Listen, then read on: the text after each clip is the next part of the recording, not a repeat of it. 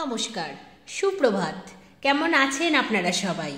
আমি অনন্যা, অনন্যার ব্লগসের আরও একটি ঝাঁ চকচকে নতুন ব্লগে আপনাদের সকলকে জানাই অনেক অনেক অনেক স্বাগত। আশা করছি আপনারা সকলে খুব ভালো আছেন, সুস্থ আছেন, সাবধানে আছেন, নিরাপদে আছেন। আমরাও বেশ ভালোই আছি। আজ দিনটি রবিবার, সকাল এখন 8টা মতো বাজে। আপনাদেরকে সাথে নিয়ে ঠিক এখন থেকেই আজকের ব্লগটি আমি শুরু করছি। যথারীতি সকালে ঘুম থেকে উঠে ব্রাশ করে ফ্রেশ হয়ে মায়ের সাথে সাথে টুকটুক করে বাসি কাজগুলো সারার চেষ্টা করছিলাম।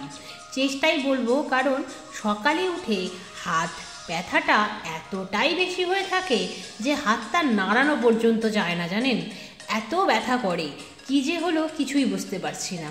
যাই হোক, যথারীতি টুকটুক করে বাসি কাজগুলো মায়ের সাথে একটু একটু করে করলাম, চেষ্টা করেই করলাম, ভীষণ কষ্ট হচ্ছিল সেই জন্যই। তারপরে চা পর্ব সেরে মা মেয়েতে মিলে বেরিয়ে পড়লাম কোথায়? ফিজিওথেরাপি করতে। আজ যেহেতু রবিবার, আজ তো ফিজিওথেরাপি একবেলাই হবে, বিকেলে তো হবে না, সকাল 7টা থেকে বেলা 10টা পর্যন্ত। সেই জন্যই ফিজিওথেরাপিটা করে এলাম। আজকে আবার ফিজিওথেরাপিস্ট অন্যরকম একটি প্রসেসে ফিজিওথেরাপি করলেন, যদি কোনো ইমপ্রুভমেন্ট হয়। কারণ চিন্তা তো ওনারও হচ্ছে, কারণ গত মঙ্গলবার থেকে ফিজিওথেরাপি করতে যাচ্ছি, কোনো ইমপ্রুভমেন্ট সেভাবে হয়নি। চিন্তা তো আমার সাথে সাথে ওনারও হচ্ছে, তাই না? তো যাই হোক, যথারীতি ফিজিওথেরাপি করে বাড়ি ফেরার সময় আমাদের বাড়ির কাছে যে যোগমায়া বাজারটি রয়েছে সেখানেই টোটোটা ছেড়ে নেমে পড়লাম। কারণ সবজি বাজার তো সেরকম ছিল না, তাই সবজি কিনতেই হতো। আর যেহেতু আজকে সকাল সকাল বেরিয়ে পড়েছিলাম ফিজিওথেরাপি করতে, তাই মাছ কাকুর থেকে মাছও নেওয়া হয়নি, তাই অগত্যা বাজার থেকেই একটি রুই মাছ কিনে আনলাম।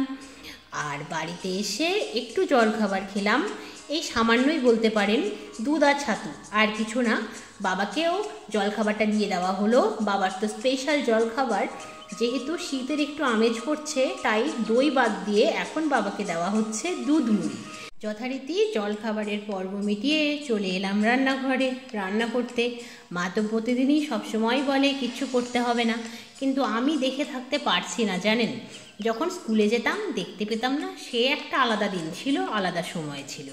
এখন চোখের সামনে দেখছি মানুষটা পারছে না, তারপরেও আমি বসে বসে টিভি দেখবো, কার্টুন দেখবো, হয় বলুন? হ্যাঁ, আমি এতটা বড় হয়ে গেছি, তবু আমি কার্টুন দেখতে ভালোবাসি। আমি কার্টুন দেখিও। রবিবারে তো অনেক কার্টুন হয়, কিন্তু আমি দেখিনি। আমি রান্নাঘরেই চলে এসেছি।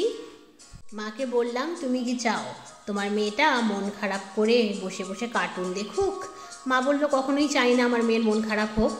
আমি বললাম, তাহলে মেয়েটাকে একটু রান্না না হয় করতেই দিলে মা? মা বলল, আচ্ছা ঠিক আছে, তোর যেটা ভালো লাগে সেটাই কর। তো যথারীতি রান্নাঘরে এলাম। আজকে রান্না হচ্ছে যে মূলোর শাক কিনে আনলাম বাজার থেকে টাটকা, সেই মূলোর শাক বেগুন আর বড়ি দিয়ে ভেজে ফেললাম। আর এদিকে উচ্ছে বেগুন ভাজা, সে তো রয়েইছে প্রতিদিনের মতো। আর তার সাথে যে টাটকা রুই মাছ কিনে আনলাম, সেই রুই মাছের আলু ফুলকপি দিয়ে ঝোল। এই যে শীতকালের ফুলকপি, এর যে কি স্বাদ! আর আমি যে ফুলকপি খেতে কি ভালোবাসি, আপনারা ভাবতে পারবেন না। এই আধা ভাজা হওয়া ফুলকপিও আমি খেয়ে ফেলতে পারি। ফুলকপির প্রতি আমার এতটাই ভালোবাসা। তো যাই হোক, সেই জন্যই এখন বিশেষ করে যেহেতু শীতের সবজি উঠতে শুরু করেছে, যদিও লেপ কম্বল নামানোর মতো ঠান্ডা এখনও পড়েনি, তো প্রতিদিনের রান্নায় একটা না একটা ফুলকপির আইটেম এখন আপনারা দেখতেই পাবেন। কারণ আমার মায়ের মেয়ে ফুলকপি খেতে জব্বর ভালোবাসে, তো সেই জন্যই প্রতিটা রান্নায় ফুলকপি। অবশ্য প্রতিটা বললেও ভুল, যে রান্নাগুলোর সাথে ফুলকপি যায় সেই সব রান্নায় এখন ম্যান্ডেটরি সবজি হলো ফুলকপি। যেমন সারা বছর আমাদের বাড়িতে উচ্ছে বেগুন ভাজা, ঠিক সেরকমই আমাদের শীতকালীন সবজির মধ্যে ম্যান্ডেটরি হলো এই ফুলকপি। তো দেখুন, আপনাদের সাথে ফুলকপি পুরাণ আলোচনা করতে করতেই ঝোল কিন্তু ফুটে উঠল। তারপর আগে থেকে ভেজে রাখা রুই মাছগুলো দিয়ে দিলাম। এখন একটু স্ট্যান্ডিং টাইমে রাখলেই রেডি হয়ে যাবে। তারপর একটু চেক করে নিতে হবে সিদ্ধ হলো কি না আলু ফুলকপি। তারপরে গরম মশলা ছড়িয়ে একটু ফুটিয়ে নামিয়ে নিলেই রেডি টেস্টি টেস্টি ফুলকপি আলু দিয়ে রুই মাছের ঝোল। তারপর সমস্ত খাবারগুলো সার্ভ করে নিলাম বাটিতে বাটিতে, যেভাবে করা হয় আর কি। তারপরে বাবাকে লাঞ্চ সার্ভ করে দিলাম। তারপরে আজকে গ্যাস আর রান্নাঘর আমি ক্লিন করছি। হ্যাঁ, গ্যাস রান্নাঘর ক্লিন করতে গিয়ে হাতটা একবার বেকায়দায় মুড়ে গিয়েছিল। কী যে যন্ত্রণা হচ্ছে তারপর থেকে, সেটা ভাষায় বর্ণনা করা যাবে না। কী যে হলো আমার হাতটার। তবে হ্যাঁ, আর 2 দিন দেখব, যদি ব্যথা এরকমই থাকে তাহলে একজন অর্থোপেডিকের সাথে কনসাল্ট করতে হবে। আর কিছু করার নেই বলুন। যাই হোক, গ্যাস রান্নাঘর ক্লিন করে চলে গিয়েছিলাম স্নানে।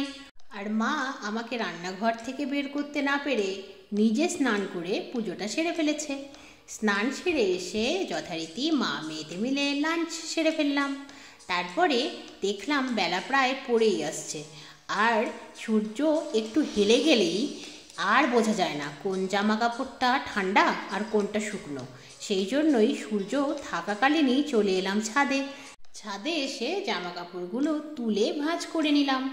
তারপর টবে হাত দিয়ে দেখছি মাটিগুলো ঠান্ডা হয়ে গেছে, তাই গাছগুলোতে জল দিয়ে নিলাম। তারপর নিচে গিয়ে একটা মুভি হচ্ছিল, সেটাই দেখছিলাম। মুভিটা যখন একটু ব্রেক দিল অ্যাডভার্টাইজমেন্টের, তখনই টুক করে ঠাকুর ঘরে এসে সন্ধে প্রদীপটা দেখিয়ে নিলাম। তারপরে বানিয়ে ফেললাম সান্ধ্যকালীন চা। সান্ধ্যকালীন চায়ের সাথে বাকি মুভিটা এনজয় করলাম। তারপরে এখন দিচ্ছি বরফের শেক। যদি আমার হাতটার কোনো ইমপ্রুভমেন্ট হয় সেই আশায়, তাহলে আজকের মতো এ পর্যন্তই। আবার আপনাদের সঙ্গে দেখা হবে খুব শিগগিরই অন্য একটি নতুন ব্লগে। ততক্ষণ আপনারা সবাই খুব ভালো থাকবেন, সুস্থ থাকবেন, সাবধানে থাকবেন, নিরাপদে থাকবেন। আজকের ব্লগটি কেমন লাগলো জানাবেন, ভালো লাগলে একটি লাইক করে দেবেন। আজকের মতো বাই বাই।